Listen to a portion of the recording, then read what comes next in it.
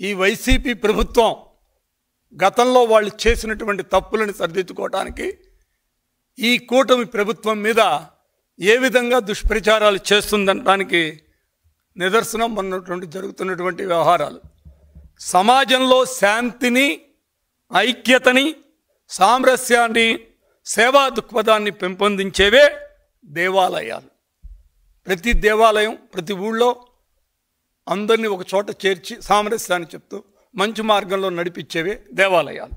కానీ మన సాంప్రదాయాలకు సంస్కృతికి అయిన దేవాలయాలను కూడా నీచ రాజకీయాలకు, కుటిల రాజకీయాలకు ఈ వైసీపీ ప్రభుత్వం, వైసీపీ పార్టీ గతంలో ఏ విధంగా వాడుకున్నారో ఈ కుటిల రాజకీయాలకి ఇవాళ కూడా వాళ్ళు ఆ విధంగా వాడుకుంటూ దేవాలయాలలో ఉన్నటువంటి వ్యవహారాల మీద కూడా వాళ్ళు రాళ్లు చల్లుతూ కుటిల రాజకీయాలు చేస్తున్నారు. గోవుల మృతిపై మీకు వాళ్ళు చేసినటువంటి అంతా కూడా మనం చూసాం. తిరుపతిలో జరిగింది ఒకటి, వాళ్ళు చేసిన దుష్ప్రచారం ఒకటి. అదేవిధంగా శ్రీశైలంలో ప్రసాదంలో వాళ్ళంతటి వాళ్ళే ప్రసాదంలో ఒక బొద్దింకని పెట్టి బొద్దింకుందని గొడవ చేయడం కూడా చూసాం. తర్వాత సీసీ కెమెరాల్లో అవన్నీ దొరికి వాళ్ళ మీద కేసు పెట్టడం జరిగింది. తర్వాత దుర్గమ్మ ప్రసాదంలో కూడా ఇదే విధంగా మేకులు ఉన్నాయని చెప్పి చేయటం కూడా జరిగింది. అదేవిధంగా అక్కడ వాళ్ళు చేసినటువంటి దురాగతం ఇంకోటి మనం చూసింది ఒకటి ఉంది. తిరుపతిలో వాళ్ళు కంపార్ట్మెంట్లో వైసీపీ కాకినాడకి చెందినటువంటి ఒక కార్యకర్తని లోపలికి పంపించి ఆ లోపల వాళ్ళు చేసింది ఏంటంటే గొడవ చేసి చేయటం జరిగింది. చివరికి ఆ పిల్లాడు ఎవరయ్యా అంటే వైసీపీ నాయకుడు బొద్దిలి అచ్చారావు అని చెప్పి అని కూడా మనందరికీ తెలిసిందే. ఇలాంటి దుశ్చర్యలు చేస్తున్నారు. వీళ్ళు ఎంత దురాగతాలు చేస్తున్నారంటే దుర్గమ్మ చెంత దుర్మార్గాలు చేస్తారు, అప్పన్న వద్ద అరాచకాలు చేస్తారు, మల్లన్న వద్ద మూర్ఖత్వ పనులు కూడా చేస్తారు, గోమాతలపై మృతిపై కూడా ఘోరాలు చేస్తారు, కాలికేయులుగా మారారు. మీరు చేస్తున్న పాపాలు పాములుగా మారతాయి, మిమ్మల్ని వదిలిపెట్టవు. ఈనాటి కర్మ ఈనాడే అనుభవించాలి, ఈరోజు చేసిన కర్మ మరునాడు అనుభవించాలి, ఈనాటి కర్మ ఈనాడే అనుభవిస్తాం అనేది మన సిద్ధాంతం. అదేవిధంగా వీళ్ళకు కూడా వీళ్ళు చేసిన తప్పులు కర్మ వీళ్ళ ఇక్కడే అనుభవిస్తారు. వీళ్ళకి వేరే ఇది కూడా లేదు.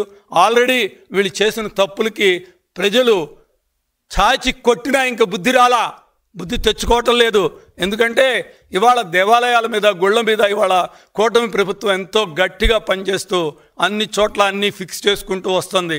ఒక పక్క గత ప్రభుత్వంలో వాళ్ళు చేసినటువంటి దురాగతాలు చెప్పుకోవాలంటే వరుసనే రామతీర్థంలో రాముల వారి మీద దాడి దగ్గర నుంచి, అదేవిధంగా నీకు మన రాజమండ్రిలో వినాయకుడు అపచారాల దగ్గర నుంచి, అంతర్వేదిలో వాళ్ళు రథం మీద చేసినటువంటి వ్యవహారం దగ్గర నుంచి ఇక్కడికి వస్తే అమ్మవారిలో వెండి సింహాలు దొంగిలించిన సందర్భాలు, అదేవిధంగా నీకు శ్రీశైలంలో వాళ్ళు ఆగమ శాస్త్రాన్ని పక్కన పెట్టి వాళ్ళు ఇష్టం వచ్చినటువంటి చేసిన సందర్భాలు, ఇవన్నీ పక్కన పెడితే ఇక తిరుమల వెంకటేశ్వర స్వామి దగ్గరికి వెళ్తే ప్రసాదంలో కల్తీ, ఇవాళ రోజు ఒక్కొక్కటి బయటకు వస్తున్న వీళ్ళు చేసినటువంటి తప్పులు.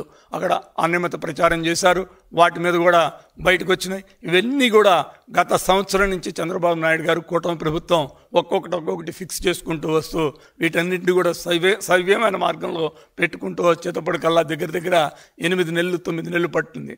ఇవన్నీ సరి చేసుకుంటూ బాబు గారు ఒక పక్క ప్రభుత్వాన్ని నడిపిస్తూ దేవుడి మీద ఇప్పుడు ప్రతి చోట కూడా దేవాలయాల్లో పెట్టే ప్రసాదాలు కానీ, దేవాలయాల్లో చేస్తే అన్న ప్రసాదం అంటే, నేను జనరల్గా అన్నదానం అన్న మాట అన్నం మనం దానం చేయడానికి ఎవరే ఉండి, అందుకని అన్న ప్రసాదం అంటాం. దగ్గర ప్రతి దేవాలయాల్లో కూడా అన్న ప్రసాదాలు పెట్టడం బిగించేశారు. అంటే మధ్యాహ్నం పూట అక్కడికి వెళ్ళిన భక్తులందరికీ కూడా మంచి భోజనం ఏర్పాటు చేయడం జరుగుతుంది అన్ని దేవాలయాల్లో కూడా. ఎందుకంటే దేవాలయాలకు వస్తే ఒక ప్రశాంతత ఉండాలి, భక్తి మార్గంలో ఉండాలి, అక్కడ వాళ్ళకి కావాల్సిన ఏర్పాట్లు చేయాలని చెప్పి ఈ కూటమి ప్రభుత్వం, చంద్రబాబు నాయుడు గారి నాయకత్వంలో ఉన్నటువంటి ప్రభుత్వం అన్ని గుళ్ళల్లో కూడా ఈ విధంగా చేసుకుంటూ వెళ్తున్నాం. అదేవిధంగా ఇంకా మా మేనిఫెస్టో దగ్గరికి వచ్చేటప్పటికల్లా మీకు ఒక్కటి నేను చెప్తాను. మా మేనిఫెస్టోలో మేము పెట్టినవి ఏమేంటి, మేము చేసినవి ఏమేంటి ఒక్కసారి మీకు నేను చదివి వినిపిస్తా. ఎందుకంటే నేను ఎక్కడో మాట్లాడుతూ వాళ్ళు అంటున్నారు మేనిఫెస్టోని తొంగలో తొక్కింది ఈ కూటమి ప్రభుత్వం అని చెప్పి కూడా వీళ్ళు మాట్లాడుతున్నారు. వాళ్ళకి నేను ఈ సభాముఖంగా మీ ద్వారా ఈ ప్రెస్ కాన్ఫరెన్స్ ద్వారా ఒకటి మాత్రం నేను తెలియజేస్తున్నా, దమ్ముంటే ఎవరైనా వైసీపీ నాయకులు, బ్రాహ్మణ నాయకులు కానీ, దేవాలయాలకు సంబంధించిన నాయకులు కానీ వచ్చి మేము ఇవి చేశాం, మీరు ఇది చేశారని చెప్పి ఏదైనా ఒక డిస్కషన్కి రాగలిగితే వాళ్ళకి సవాలు విసులుతున్నా. మొన్న ఎవరో ఒకళ్ళిద్దరు ముందు మనుషులు మాట్లాడుతూ మీ ప్రభుత్వం ఏం చేయలేదు, ఈ సంవత్సరంలో వీళ్ళు ఏం చేయలేదు, బ్రాహ్మణులకు అన్యాయం చేసిందని చెప్పి చెప్పడం జరిగింది. దానికి నేను సాక్ష్యాలతో మీకు చూపెడుతున్నాను. ఇది మా హిందూ దేవాలయాలు బ్రాహ్మణ సంక్షేమం అనే మేనిఫెస్టో. దీంట్లో మేము చేసింది ఏంటి అని ఒక్కసారి మీకు నేను చదివి వినిపిస్తా. తర్వాత వాళ్ళు 2019-24లో వాళ్ళ మేనిఫెస్టో కూడా మీకు చూపెడతాను. వాళ్ళు ఏం చేశారు, మేమేం చేశాం ఒక్కసారి మీకు వివరణ ఇస్తాను దాని గురించి కూడా. ఎందుకంటే దీంట్లో మేము ఆ రోజున మేనిఫెస్టోలో పెట్టింది హిందూ దేవాలయాలు సత్రాల ఆస్తుల పరిరక్షణ కోసం ఎండోమెంట్ బోర్డు వేస్తామని చెప్పాం. దానిలో భాగంగానే హిందూ పరిరక్షణ పరిరక్షణ బోర్డు ఉంది. దాన్ని బలోపేతం చేసి దానికి మంత్రి గారినే చైర్మన్గా పెట్టి దాని మీద చేయటం జరుగుతుంది. అదేవిధంగా నీకు ధూపదీప నైవేద్యం కిందకి 50,000 లోపల ఉన్న ఆదాయాల్లో పనిచేసే వాళ్ళకి 5,000 నుంచి 10,000 రూపాయలు ఇస్తామని మేము చెప్పాం. అదేవిధంగా 50,000 పైన ఉన్నటువంటి దేవాలయాల్లో పనిచేసే పూజారులకు 10 నుంచి 15,000 ఇస్తామని చెప్పాం. ఆ విధంగా ఇస్తున్నాం. జీవో కూడా ఫస్ట్ 1.5 మంత్లోనే జీవో రిలీజ్ చేయడం కూడా జరిగింది. ఇది ఆర్థిక సంబంధమైనటువంటి విషయం. దీనికి కూడా వెనకాడకుండా ఫస్ట్ 2 నెలల్లోనే జీవో ఇచ్చి వాళ్ళందరికీ జీతాలు ఇవ్వటం జరుగుతుంది. అది ఫస్ట్ మేము చేసినటువంటి ఆర్థిక పరమైనటువంటి కమిట్మెంట్.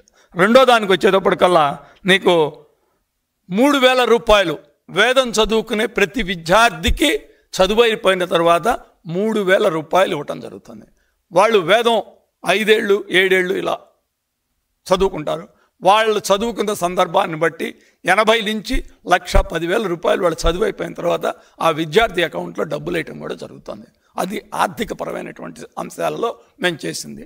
తర్వాత 4వ దానికి వచ్చేటప్పటికల్లా వైదిక ఆగమ శాస్త్ర సంబంధిత ఆచారాల్లో ఆలయాలకి పూర్తి సంతృప్తి ఇస్తామని చెప్పాం. దానికి సిద్ధాంతపరంగానే మేము ఆలయ కమిటీలు వేసాం. అక్కడ ఆలయంలో జరిగేటువంటి వ్యవహారాలు వైదిక ఆగమ శాస్త్రం ప్రకారం వాళ్ళకి కావలసిన విధంగా వాళ్ళు తయారు చేసుకుంటూ వాళ్ళకి కావలసిన విధంగా వాళ్ళు చేస్తారు. దానికి ఉదాహరణే మొన్న మన అమ్మవారి గుళ్ళో జరిగినటువంటి ఉత్సవాల్లో నీకు చివరి రోజు బాగా వరదలు వచ్చేసి కృష్ణమ్మ కూడా పొంగి చాలా గందరగోళంగా ఉంది. అక్కడ తెప్పోత్సవం చెయ్యాలా వద్దా అని చెప్పి ఆలోచించి, వాన పడితే తెప్పోత్సవం చేయడం కష్టం అవుతుంది. మామూలు సందర్భాల్లో అయితే కృష్ణమ్మ మీద అమ్మవారిని తెప్పోత్సవంలో తిప్పుతారు విగ్రహాలని.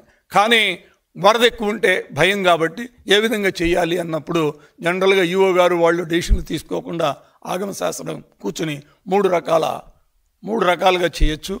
వరద ఎక్కువగా ఉండి వానబడి ఊగుతూ ఉంటేనేమో అక్కడే చిన్నగా కదిపి చేద్దాం, మామూలుగా ఉంటే పూర్తిగా తిప్పుతాం, లేని పక్షంలో పైన ఒక చిన్న వాటర్లో పెట్టి అమ్మవారిని చేద్దామని చెప్పి ఆగమశాస్త్రం ప్రకారం వాళ్ళు డిసైడ్ చేసుకుని ఆ విధంగానే మేము చేసాం.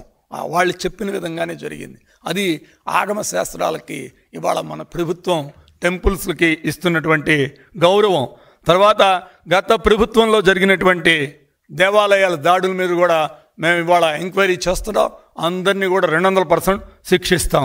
అదేవిధంగా ఒకటి నాకు కొద్దిగా మిగిలిపోయింది. దాన్ని కూడా సీఎం గారుతో మాట్లాడితే ముఖ్యమంత్రి గారు పురోహితులని వంట బ్రాహ్మణులని కులవృత్తి కింద గుర్తించమని అడిగాం. దాన్ని లేబర్ డిపార్ట్మెంట్తో మాట్లాడి ఆ ఒక్కటి చేయించాలి, ఎట్లా చేయాలో ఆలోచించమన్నారు. తర్వాత బ్రాహ్మణ కార్పొరేషన్ని అదేవిధంగా క్రెడిట్ సొసైటీని స్ట్రెంగ్తన్ చేస్తామని కూడా చెప్పాం. ఆ స్ట్రెంగ్తన్ చేయడంలో భాగంగానే మొన్న 340 కోట్ల రూపాయలు బడ్జెట్లో బ్రాహ్మణ కార్పొరేషన్కి ఇచ్చారు.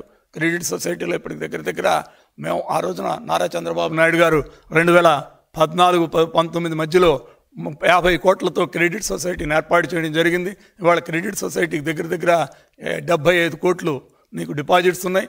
దగ్గర 150-200 కోట్లు టర్న్ ఓవర్ ఉంది క్రెడిట్ సొసైటీ. దాన్ని ఇంకా కూడా స్ట్రెంగ్తన్ చేస్తాం, మెంబర్షిప్ పెంచుతాం, దాన్ని కూడా స్ట్రెంగ్తన్ చేస్తూ బ్రాహ్మణుల సంక్షేమం కోసం ఎక్కువ లోన్లు ఇస్తూ దాని ద్వారా వాళ్ళ ద్వారా అభివృద్ధి చేయాలని చెప్పి ఆలోచన కూడా ఉంది. అది కూడా చేస్తాం, అది కూడా జరుగుతుంది. ఒకటి అపర కర్మలు చేసుకునే వాళ్ళకి, అంటే అపర కర్మలు అంటే చనిపోయిన తర్వాత చేసుకునే కార్యక్రమాలు అపర కర్మలు అంటారు. వాటి కోసం ప్రతి నియోజకవర్గంలో కూడా ఒక ఫెసిలిటీ ఏర్పాటు చేసి చేయాలని చెప్పి ఆలోచన చేశాం.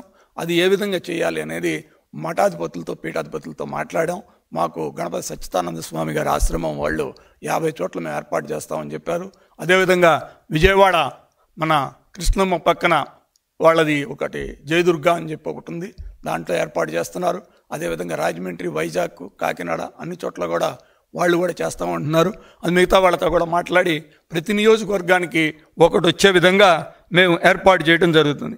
అంటే మేము ఇదిగోండి మా మేనిఫెస్టో దాదాపు 90% మేనిఫెస్టో ఫుల్ఫిల్ చేసినటువంటి ప్రభుత్వం తెలుగుదేశం కూటమి ప్రభుత్వం. ఇక వాళ్ళ మేనిఫెస్టో 2019-24లో వాళ్ళకు మేనిఫెస్టో రిలీజ్ చేశారు. దాని గురించి ఒక్కసారి చెప్తాను. అక్కడ బ్రాహ్మణ సంక్షేమం లేదు, హిందూ దేవాలయాలనే పెట్టారు. దాంట్లో వాళ్ళు ఇచ్చింది అర్చకులు రిటైర్మెంట్ విధానాన్ని రద్దు చేస్తానన్నారు. ఆ ఒక్కటి తప్పితే మిగతాది వాళ్ళు చేసింది ఏం లేదు. దేవాలయాల్లో పనిచేసే అర్చకులకు మార్చి 2019 జీవో సూచించిన ప్రకారం అదనంగా 25% ఇస్తానన్నారు. ఆ రోజున చంద్రబాబు నాయుడు గారు మార్చి అంటే మేము అధికారంలో ఉన్నప్పుడు జీవోని దాని మీద 25% ఇస్తానని చెప్పాడు. ఆయన పెంచింది లేదు, సచ్చింది లేదు, ₹1 కూడా వాళ్ళకి సహాయం చేయలేదు. అదేవిధంగా ధూపదీప నైవేద్యం కోసం అర్చకుల వేతనాలు పంచాయతీల ప్రకారం పెంచుతానన్నాడు. అది ఏ విధంగా పెంచింది లేదు. ఆ రోజున 5,000 నుంచి 10,000 అదేవిధంగా ఉంది. ₹10,000 మేము చేసాం. 5,000 రూపాయలది ₹10,000 అదేవిధంగా ఉంటే 5,000 నుంచి 10,000, 15,000 నుంచి 15,000 చేసినటువంటిది కూటమి ప్రభుత్వం అని మరొకసారి మీకు నేను తెలియజేసుకుంటున్నా. ఇక వాళ్ళు చెప్పింది ఏంటంటే ఇళ్ల స్థలాలు కేటాయిస్తాం, ఇల్లు కట్టిస్తాం అన్నారు. ఎక్కడ ఇళ్ల స్థలాలు కేటాయించారు, ఎక్కడ ఇల్లు కట్టించారు? వాళ్ళు చెప్పిన 4 ఒక్కటి చేశారు, మిగతా ఏమీ చేయనటువంటి పరిస్థితి. మేము దగ్గర 11లో 9 చేసాం. మీకే చూపెడుతున్నా 9 ఆల్రెడీ ఫుల్ఫిల్ చేసింది 1 ఇయర్లోనే కూటమి ప్రభుత్వం. సగర్వంగా చెప్తాను, మీకు కావాలంటే జీవో కాపీలు కూడా ఇస్తాం. మేమేం చేసాం, ఏ విధంగా చేసామని చెప్పి మీకు నేను తెలియజేస్తున్నాం. అన్నీ కూడా చేసింది ఇక ఈ తెలుగుదేశం పార్టీ ప్రభుత్వం, కూటమి ప్రభుత్వం అని చెప్పి మరొకసారి మీకు తెలియజేసుకున్నా. అదేవిధంగా వాసవి కన్యకా పరమేశ్వరి ఆత్మ అంతర్పణ దినోత్సవాన్ని దేవాదాయ శాఖ అధికారికంగా చేస్తామని చెప్పి చేయటం జరుగుతుంది.